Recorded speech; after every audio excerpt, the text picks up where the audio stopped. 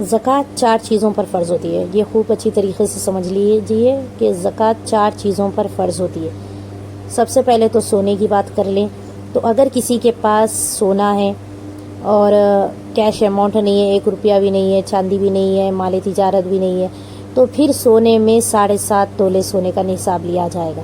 لیکن اگر کسی کے پاس، کیونکہ اکثریت ایسا ہوتا نہیں ہے نا کہ کوئی بھی چیز نہ ہو، تو اگر کسی کے پاس سونے کے علاوہ 1 روپیہ بھی ہے کیش اماؤنٹ کا، تو کیش اماؤنٹ اور چاندی اور سونا اور مال تجارت، یہ تمام چیزیں ملا کر دیکھی جائے گی کہ 52.5 تولے چاندی کے برابر کے پیسے بنتے ہیں، تو پھر اس پر زکوٰۃ ہوگی.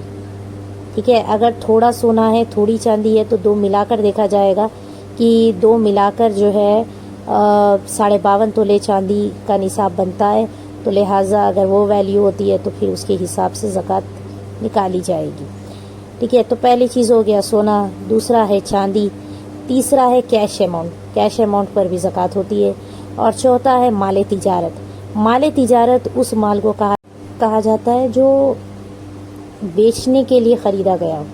تو اگر ہم کوئی مال خریدے بیچنے کی نیت سے تو وہ مال تجارت ہوگا، تو اس پر زکوٰۃ ہوگی.